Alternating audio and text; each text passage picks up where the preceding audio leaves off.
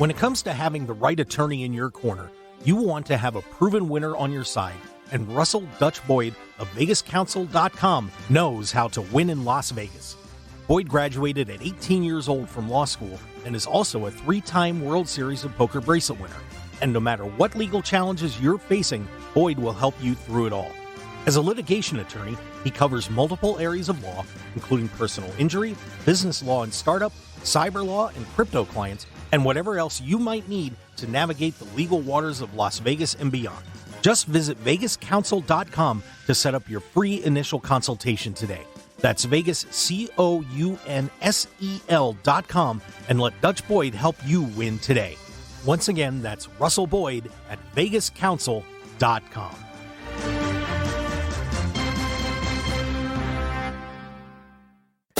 101.5 FM, 720 AM, KDWN, the talk of Las Vegas. Ladies and gentlemen, welcome to the #1 professional wrestling radio show in Las Vegas. This is the Mark Hoke Show. The Mark Hoke Show. 1 full hour of wrestling news, entertainment, and lots of Sin City surprises from inside the squared circle. Now, let's bring on the tag team of Andrew Fish Fain, Joe DeFalco, and your host, Mark Hoke. Anybody feeling extreme? I got the whole world. I'm feeling extreme today. I got the whole wide world in my hand. Sorry. You sneaky little son of a gun back there. What a interesting evening taking place in Philadelphia last night, and we're going to talk all about it here on the Mark Hoke Show, plus a whole lot more, as we will be diving into the world of pro wrestling. 5 more years. Yeah. All sorts of neat stuff going on. I'm Mark Hoke. Thanks for being with us. We certainly do appreciate it. That creepy, weird person is not Dexter Loomis. Why don't you be his apprentice? I should be. I'd like Andrew Fish Fain. Because on radio, the Dexter Loomis silence doesn't really work. That is a good point. And, of course, from future stars of wrestling here in Las Vegas. With a major event last night. The head honcho, the purveyor of pain, Joe DeFalco. Joe, how are you? Purveyor of pain. I'm a little disappointed this week. I didn't hear about Sammy Guevara getting into a fight with someone. So, yeah. This was an interesting week, guys. To say the very least. I have to say, I got to say that, not to interrupt you, but wrestling has. I'm going to interrupt you too. I am sure you are. Wrestling has not been boring for a while. There's always something huge coming up. No, this was a from start to finish. This week has been something else. In front of the cameras and behind it, we're going to talk about it all. We got a great 2-hour show coming up for you here on KDWN. This is, of course, the talk of Las Vegas. KDWN. And that's because we make it that way. 101.5. So, FM. Fellas, will you stop it, Fish?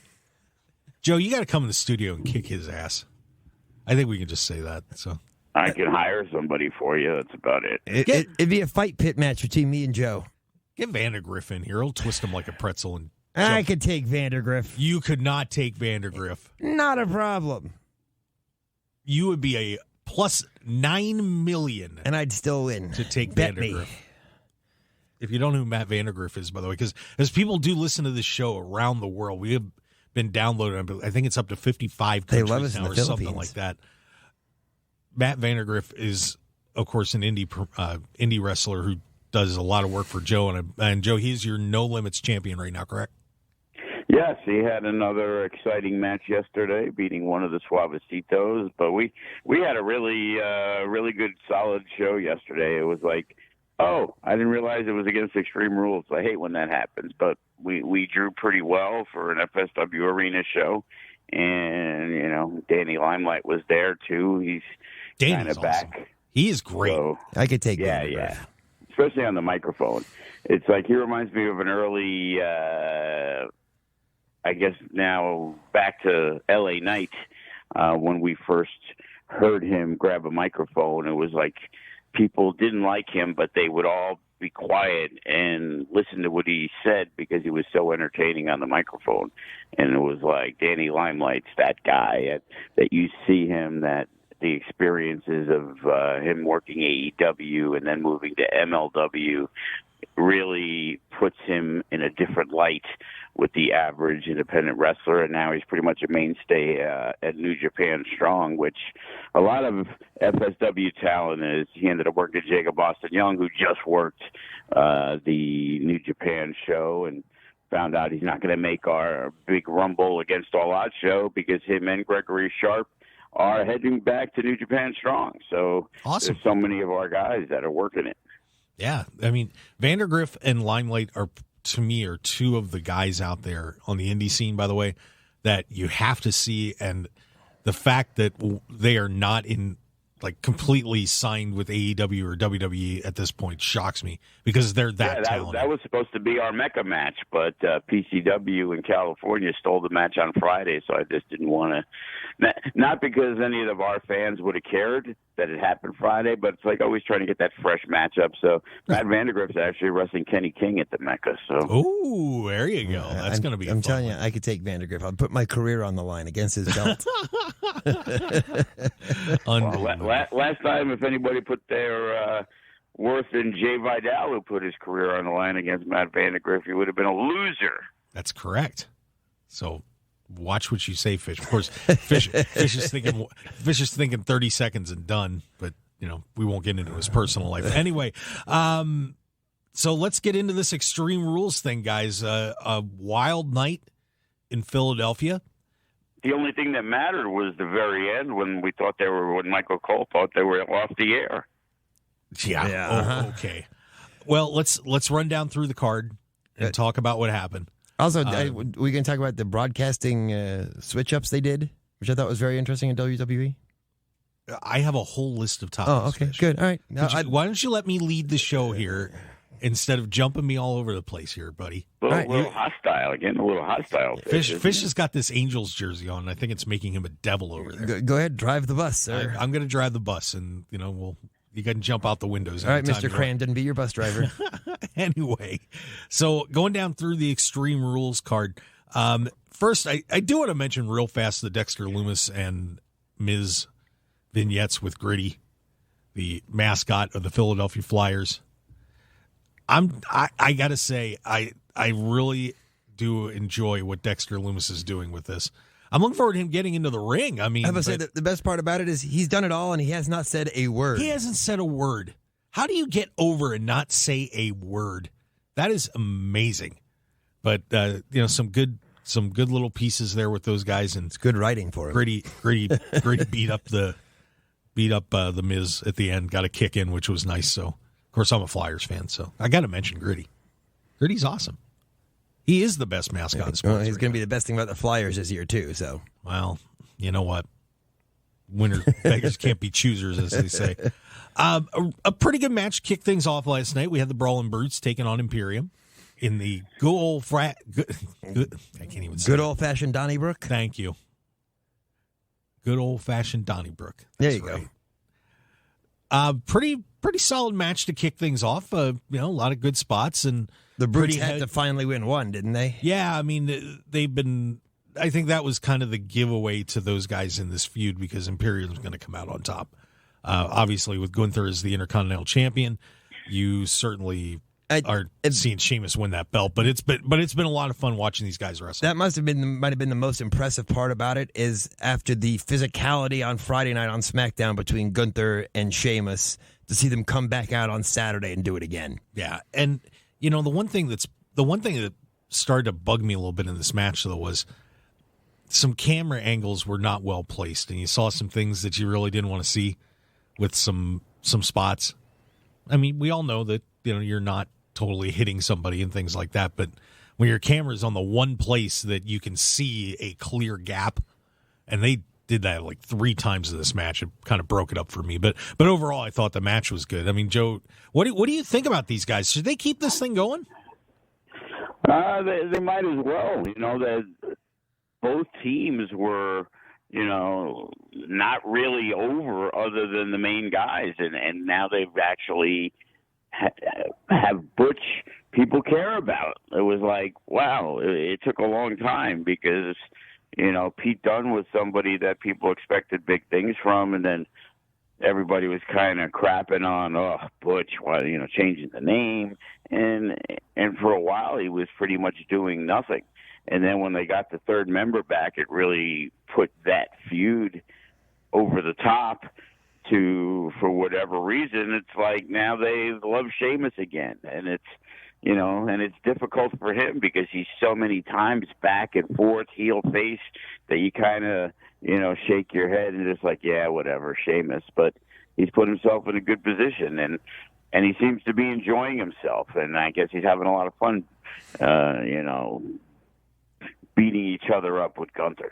Yeah, I mean, and these are the kind of matches I really enjoy. These kind of matches, just good physicality, and everybody's coming out a little bruised and beat up because, even though it is scripted, to see people actually taking hits and really digging into each other, I think is what makes pro wrestling great, and so I'm really enjoying this feud, and I hope they keep going. It's one of the more physical.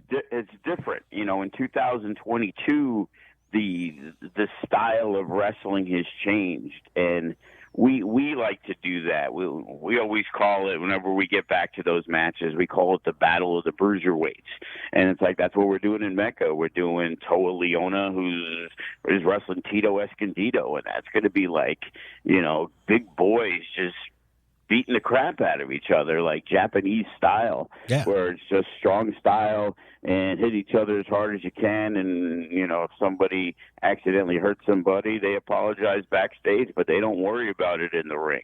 Right. And then that leads into the next match of the night. Of course, by the way, this is the Mark Hoke Show on KDWN, 101.5 FM, 720 AM. Mark Hoke, Andrew Fish, Fain and Joe DeFalco of Future Stars of Wrestling. And by the way, go to FSW Vegas if you're now intrigued to check out what's going on with FSW Vegas. I'll see my feud with Vandergriff explode. Yes, front row sold out for the Mecca. So we're excited. I'm managing Vandergriff on that one. Anyway, we get to Ronda Rousey and Liv Morgan, as Liv Morgan defending her SmackDown Women's Championship. Thank God it's over. And I don't know if this is over. No, I mean the title reign. But the title reign is over as Ronda Rousey wins this match. Still completely shocked that Charlotte Flair has not played a role in it. Well, she's just kind of hanging around, man. She's good. She likes that part-time schedule. Yeah, she's beating up Sammy Guevara. Oh, wait, no, that's not her. No, that's not her. But Rousey wins the title. And, I didn't really know what to think about this match, to be quite frank. It was okay.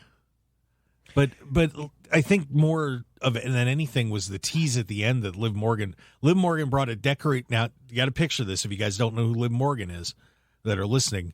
Short blonde, brings out the decorated baseball bat, and at the end of the match, while Ronda Rousey has her in a submission hold and she is about to tap out, she breaks into a Joker-esque grin, and after the match is over and she's lost her title, she is insanely smiling.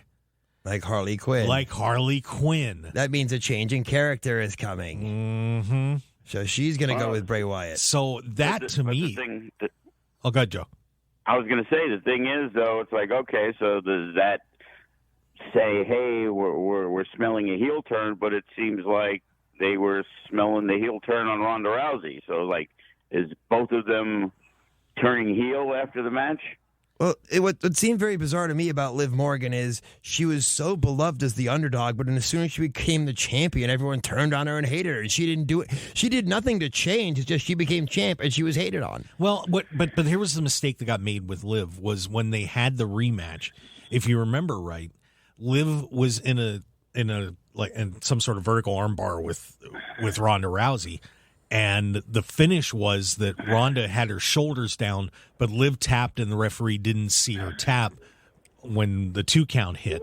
So Rousey lost the match, but then everybody just started booing. And really, that was one thing that killed Liv because she had to come back out on SmackDown and try to explain the fact that she's still the champion, even though she tapped out before. Well, I mean, before Ronda was pinned, and and a lot of people had a negative reaction to that, like, well, she's a joke. Didn't that happen on Friday, by the way? Didn't Gunther tap out and they didn't call it? I mean, right in front of the referee, he tapped out to the cloverleaf. Yeah, but this was a little different story because this was he was tapping the mat.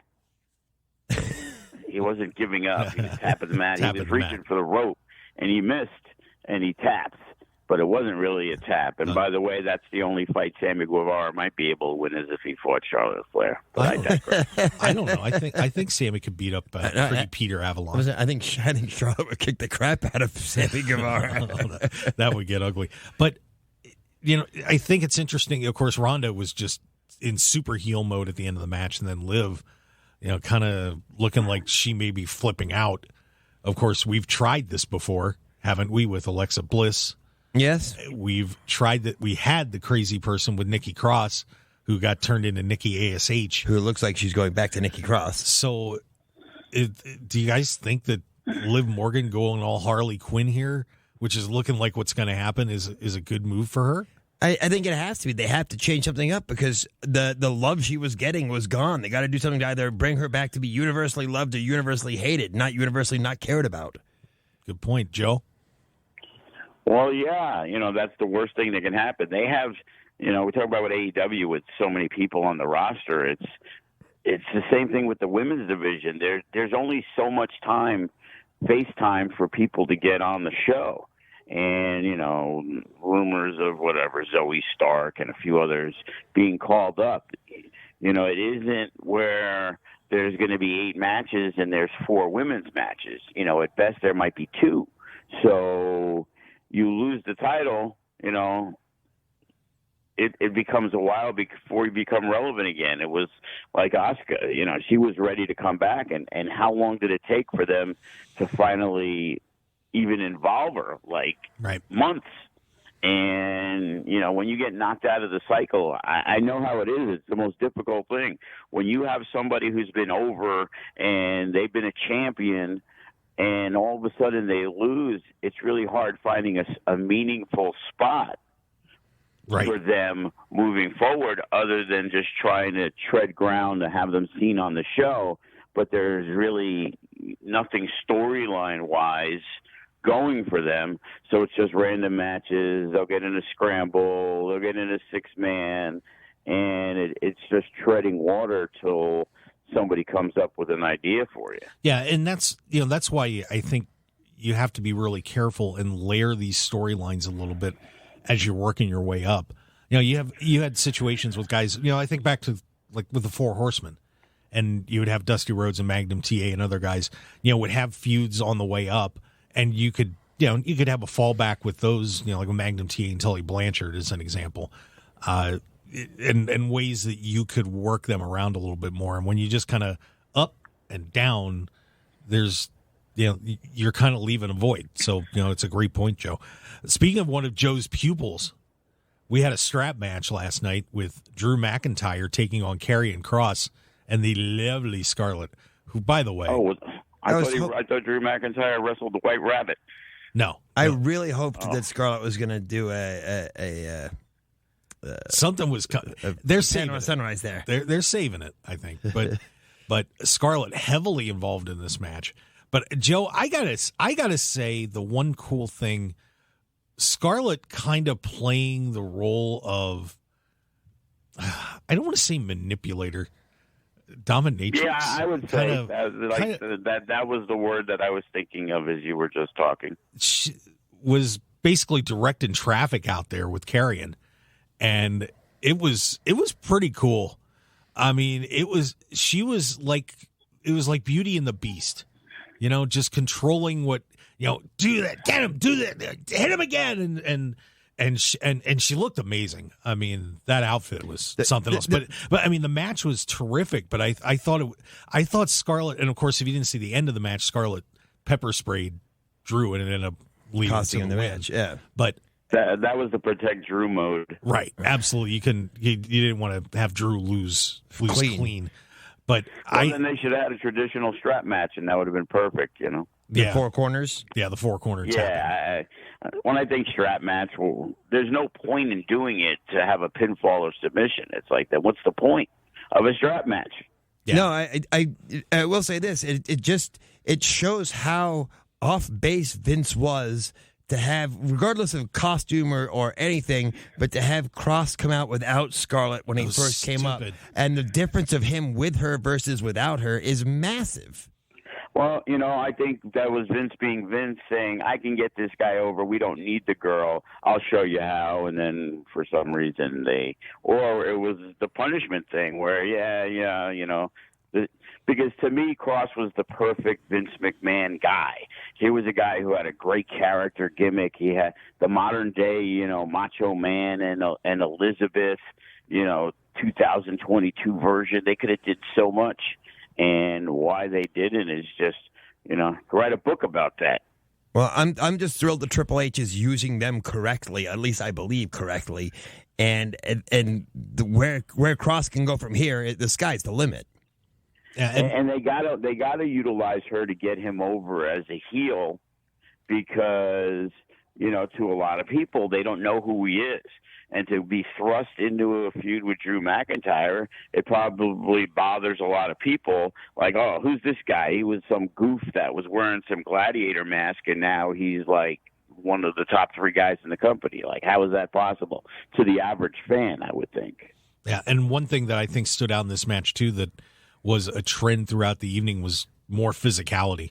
They tore into each other, and man, those strap marks can't feel good this morning because they were taking some serious hits last night. That's 2 huge PLEs for WWE and 2 big losses for Drew.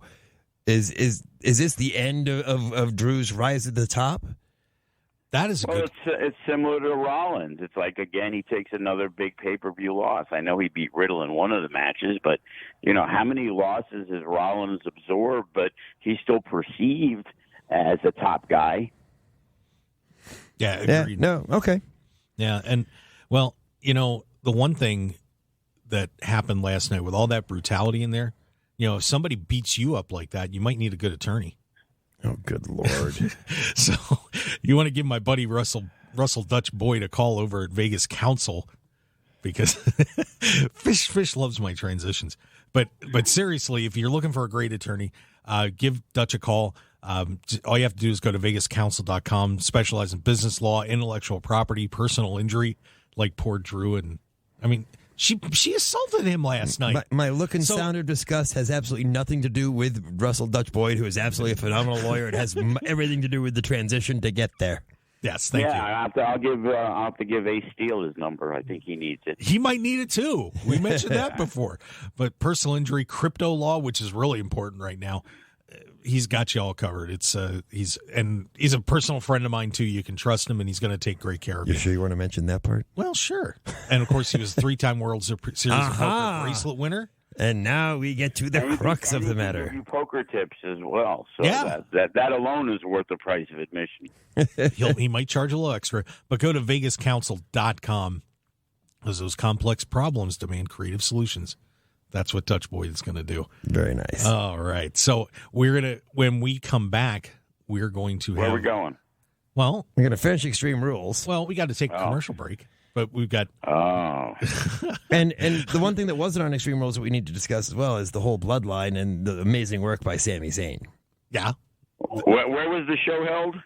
Philadelphia. Yeah, I don't think the Usos are allowed in there either. That is unbelievable. Well, when we come back, we're going to have more from Extreme Rules. We've got all sorts of great stuff happening in AEW, good and bad. Moxley loses a title last night. And signs an exclusive deal, so we can't use him in FSW anymore. Yeah, this is also Fish, stop it! Oh my God! I have a theory on who everybody was yesterday, too, by the way. Okay, well, we'll talk all about that and more. We've got another hour and a half to go here on the Mark Hoke Show. Remember to follow us on Twitter at Mark Hoke Show, Facebook The Mark Hoke Show, MarkHokeShow.com, and a whole lot more when we return here on KDWN 101.5 FM, 720 AM, the talk of Las Vegas. The whole world in his hands. I'm Mark Hoke, and I've got to tell you about the incredible Family Soul Restaurant. They're the only soul food restaurant in Northwest Las Vegas, and simply put, they're the best in the city. Dan and his family have always treated me like I was a part of theirs every time we come in, and we never leave hungry. Start off with the amazing appetizers like their mac and cheese crab balls, crispy wings, and Dan's soul rolls. Then dive into Family Soul's dinners with homemade catfish, hot links, and fried chicken with all the amazing sides you could ever want, and finish it off with homemade peach cobbler and banana pudding. Plus, they're now open for breakfast Friday through Sunday, too. So head on over to Family Soul Restaurant right now at 2300 North Rainbow Boulevard, Suite 108, just off the Lake Mead and Cheyenne exits of I-95. Check them out at FamilySoulRestaurant.com or call 725-205-5085 for hours and their menu. Mention KDWN and get the People's Choice Special of catfish, yams, and greens for just $15.99. It's food for the soul and the family. Family Soul Restaurant. 1015 FM, 720 AM. KDWN, the talk of Las Vegas. This is the Mark Hoke Show. The Mark Hoke Show. Here again, your host, Mark Hoke.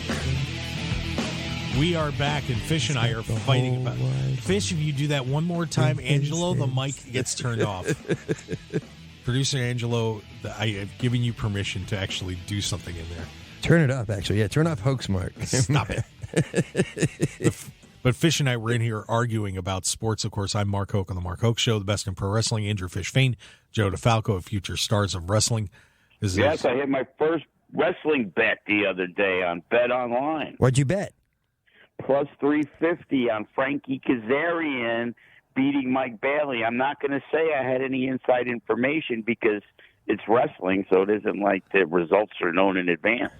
Yeah, there. Nicely done. And the funny thing was, the only thing is they only let you bet $50, and I bet them plus 350. And then when I looked to see if there was any more odds, it actually went up to 4.25. I guess they didn't get the memo. Wow. Apparently not. Nicely done.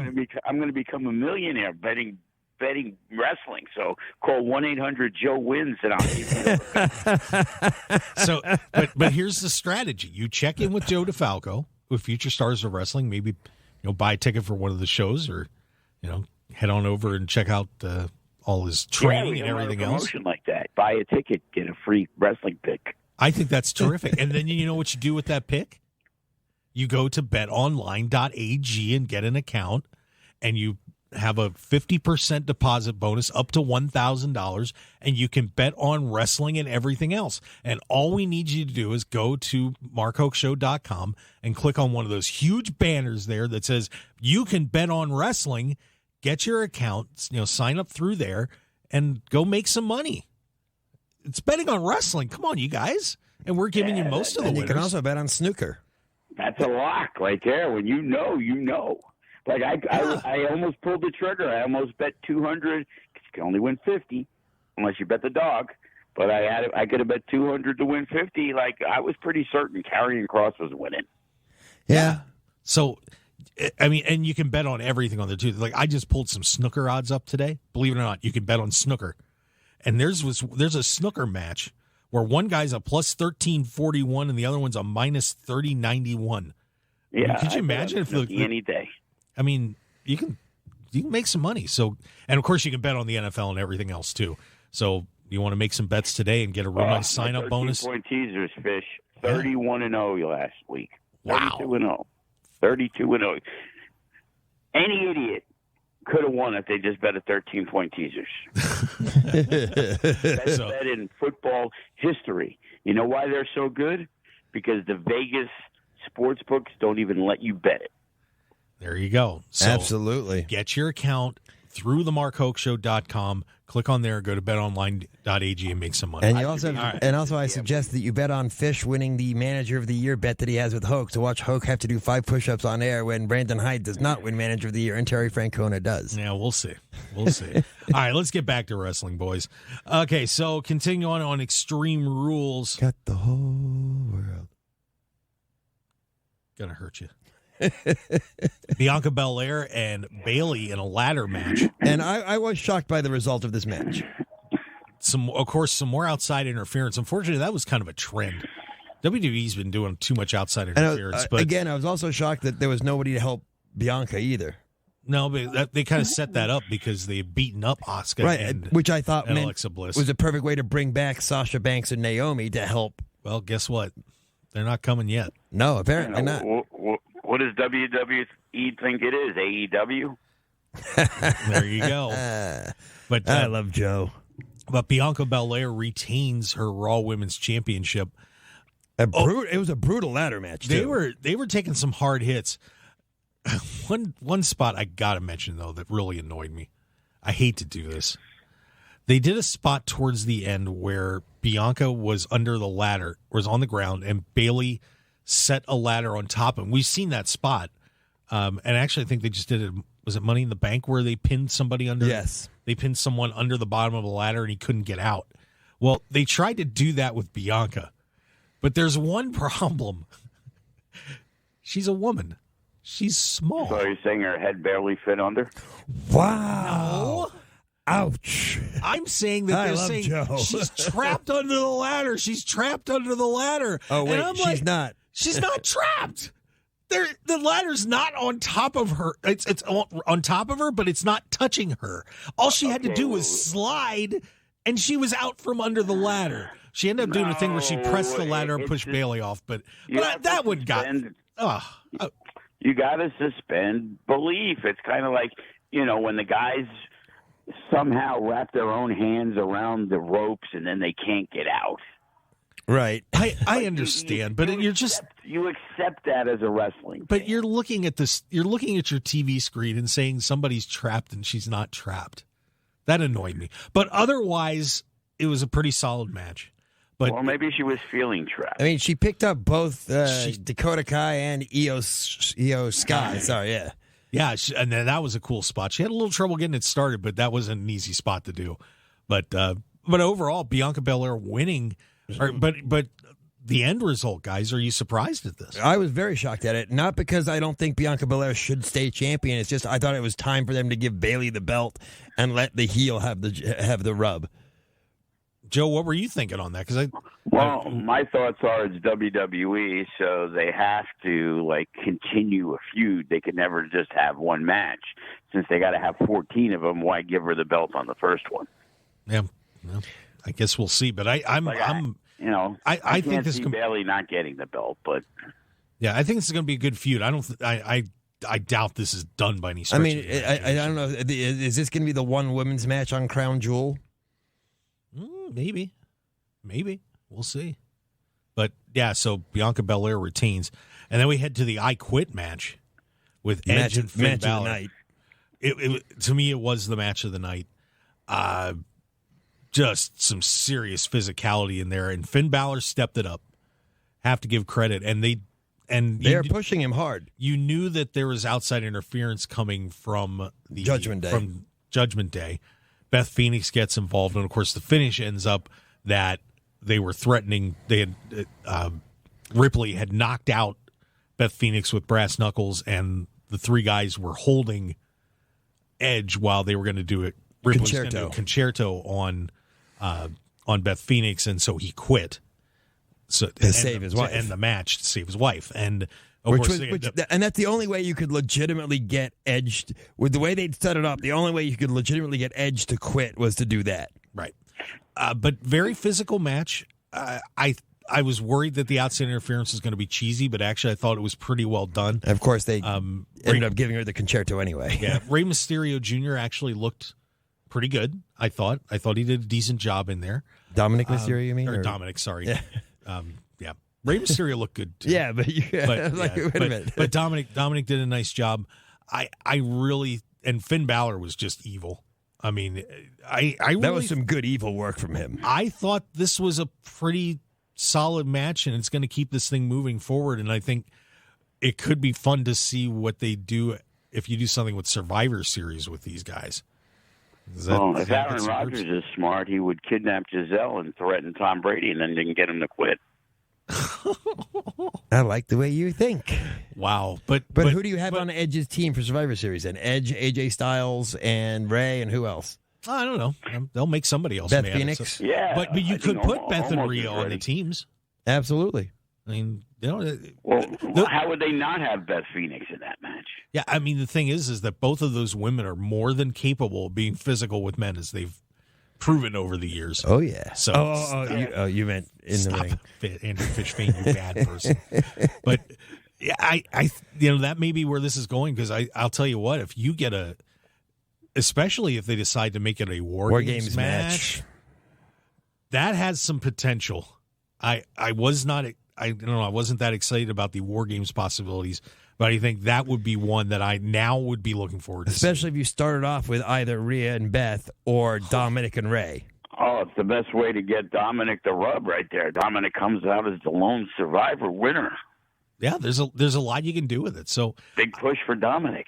I thought good match, and setting some neat things up for down the road. And it's funny because Judgment Day was basically dead in the water 5 months ago. It was. It looked like it was finished. And they have risen like a phoenix, so to speak.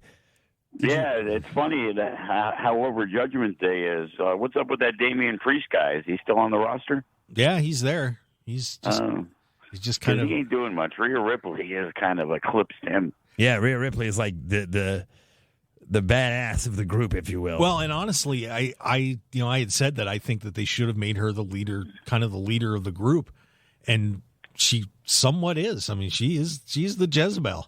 It's pretty good. I only watched a little because we had our show, obviously, so, my kid fast-forwarded for the cross. But I was looking, so what was the deal with Finn Balor? Because when he came out, it said Prince. Yeah, that's so did they just allude to the Prince Devitt character, or was that how he was introduced? What was that? No, but they've been doing that for a while, that they've been saying Prince, saying that. It's not something they say often, but they've been using it for his intros. So, yeah, pretty cool. So then we go to the final match of the night, the Fight Pit match between Riddle and Rollins. Not quite a barbecue pit.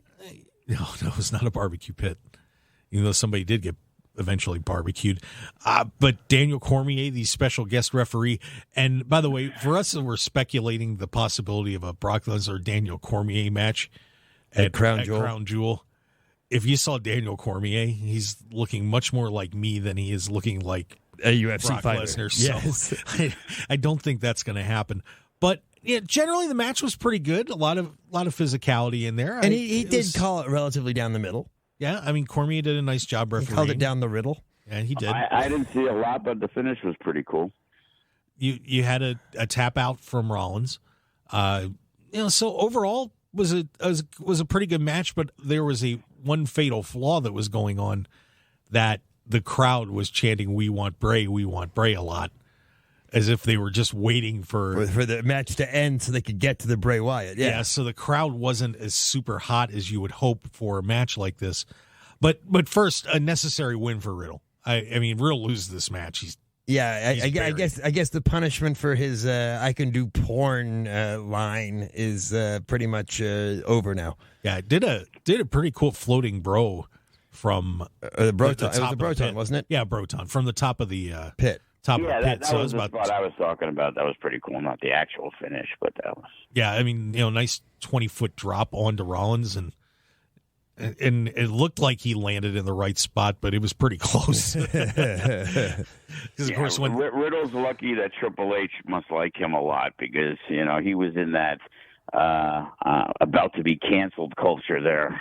Yes, he was. Yeah, he was in big trouble because he's been saved a couple times. Yeah, and he is very much over with the fans as well. Yeah, I think he's supplying the locker room. Right, with, but sometimes 420. No matter how over you are, unfortunately, in this day and age, you have to do what's best for business. Well, yeah, the problem is, I think Mark is right, that also you can't get rid of Riddle because then you get rid of your pot supplier. Right. But I a good win for Riddle, and of course Seth Rollins is wrestling for the U.S. title on Raw on Monday night. I almost won't be surprised to see Rollins get the win on that, but maybe they want him to be like 1-86 this year. So. He has been taking a lot. He'd beaten Riddle every other time except for this match. Yeah, and of course it's an out for him too, because that Riddle used to be an MMA fighter, if you didn't know that. So, but yeah, And, of course, by the way, this is the Mark Hoke Show on KDWN, 101.5 FM, 720 AM, the talk of Las Vegas. Pro wrestling at its finest. Joe DeFalco, Andrew Fish, Fain, along with yours truly. And then from out of nowhere, the lights go out. Oh, boy, oh, boy. And Michael Cole says, hey, are we still on the air? On the air? Oh, it's dear like, God. of course you're still on the air. You were on the air last month when Tyson Fury and Drew McIntyre had a song fest. Why would they go off the air now? Hey, we're singing American Pie, and now we've got... I got the whole world. Now you can sing for a second. I got the whole All those 60s artists are very appreciative of the, the royalties. Those guys got, the royalties. They should be singing, I like to teach the world to sing. But I told you, my whole issue with this was, I'm glad that he came back, but the timing made no sense. He had nothing to do with that final match. No. So him coming back there didn't. I mean, they could have had it happen at any point during the night because it didn't have to happen at the end. But it would have overshadowed everything else, so it looks like we're done. And that was probably the only place to do it, which was, okay, we're done. Good night, everybody. See you later. Oh, my God. What's going on? The lights went out. Yeah, because, I mean, if he would have interfered in a match, I mean, it would have made sense for him to a point to interfere in the match and do something to Seth Rollins. But then you throw Seth Rollins against Bray Wyatt right away, and I don't think that's what they want to do. No, it's crazy. Bray Wyatt was always over, and you can never deny that. But it was like, man, it was like monumental. It was like, Randy Macho Man Savage came back from the grave or something. Yeah, well, absence makes the heart grow fonder. So, and I think that the WWE and its fans recognize the competition from AEW, so they need to raise their game a bit. And because AEW had a lot of those holy crap moments when a guy like Daniel Bryan or Sting or whoever would appear. So WWE now has that moment with Bray Wyatt's return. And just to set up how they did it for those that may not have seen it last night. So the match ends, the lights go out, and of course everybody's putting up their turning on their cell phones like for the Fireflies, and you hear the creepy Bray Wyatt singing, which Fish is not even coming close to matching. And they go around, and all of a sudden, all the characters from the Funhouse are popping up all over the arena. Huskus Pig and all of all the creepers. Witchy Poo and whatever. Dexter Loomis, Karrion Kross, Scarlett, Braun Strowman, and hopefully the greatest of them all, Bo Dallas. Someday. So they do a shot of a spider-webbed playhouse or funhouse with all the characters in their little boxes and there's spider webs everywhere. And like it hasn't been touched in a long time. Right. It looks like an abandoned house. And then all of a sudden you go back to the arena. There's a doorway. There's light shining through the door. And Bray Wyatt sticks the lantern out that he carried to the ring. And he comes out, and everyone is going nuts. One of the biggest pops I've seen in WWE in a long time. Wyatt comes out with a mask on, takes the mask off. Everybody's going crazy, and then the broadcast ends. He blows out the lantern, and it goes dark. See ya. So, do we think Eric Rowan's back? I don't know. I'm not sure. And here's the thing, and that's one thing I wanted to ask you guys about. Obviously, so the White Rabbit thing is now over, and Bray Wyatt's there. But you have had a cast of characters that went along with him. Now, obviously, Brody Lee has passed away and was in AEW. Eric Rowan is there, could be there. He's available. Braun Strowman is in WWE, but I don't know if they want to go in that direction. Alexa Bliss put out a little tweet about it last night. Right, but that's the question. Which Bray Wyatt character are they going with? Are they going with the Max Cady type character? Are they going with the guy who hosts the Firefly Funhouse? Are they going with the Fiend? I mean, it looked like they were doing the cult leader Bray Wyatt again. I hope so, because that was the best Bray Wyatt. The one thing, I was thinking about it, how over Bray Wyatt was, and when they went to doing the Fiend. But if you also think about it, some of the worst stuff that WWE did over the past few years involved Bray Wyatt. You had that monstrosity of a Hell in a Cell match with Seth Rollins. That was worst match of the year. You had the Braun Strowman cinematic match, which everybody was like, "What the heck was that?" You had the John Cena cinematic match. That one wasn't so bad.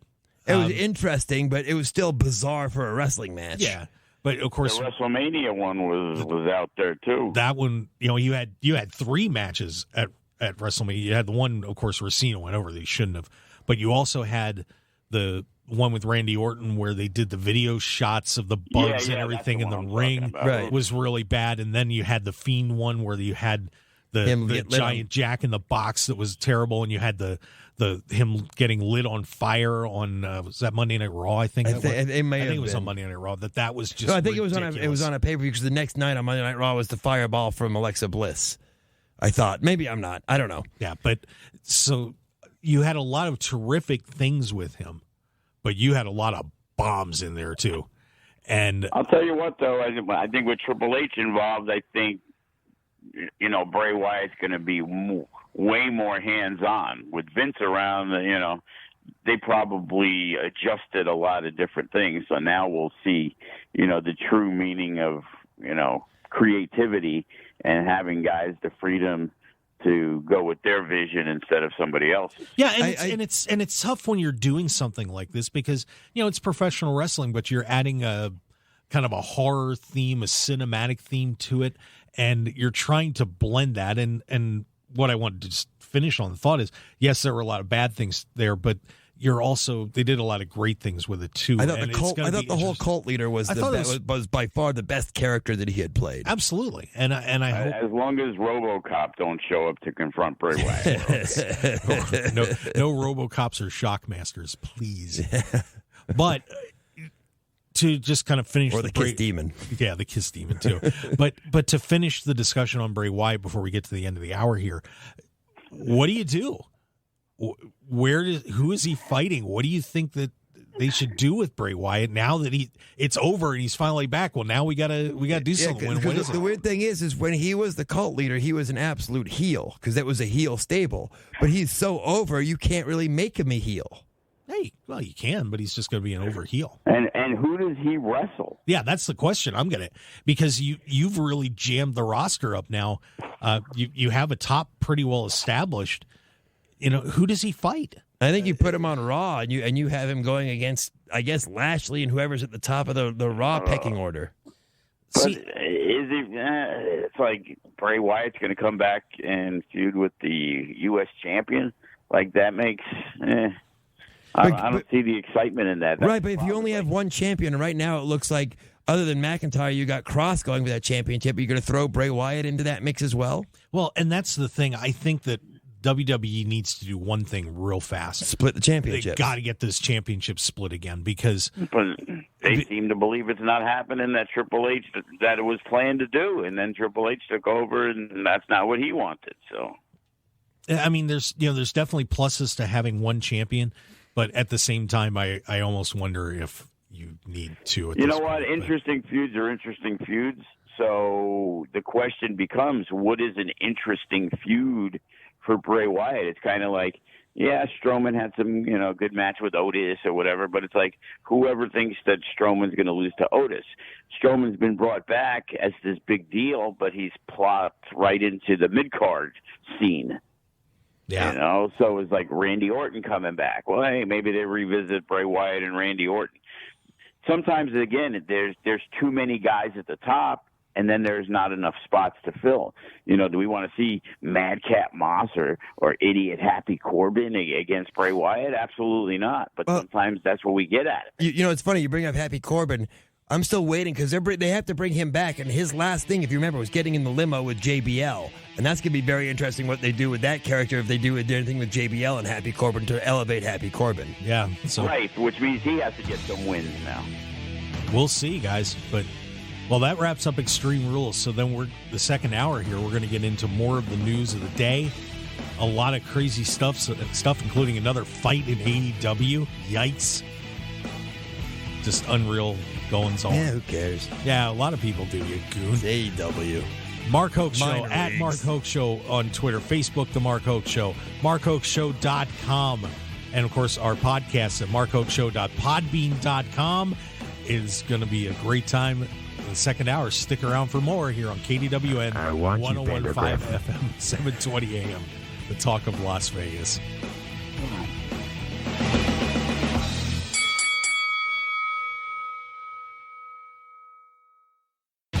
Want more of The Mark Hoke Show? Follow us on Twitter at Mark Hoke Show, like us on Facebook at The Mark Hoke Show, and visit markhokeshow.com to keep up with everything happening with the show. And remember to check out all of our archive shows on YouTube at The Mark Hoke Show and download our podcasts at markhokeshow.podbean.com and all your favorite podcast outlets. So join The Mark Hoke Show family today, and thanks for listening.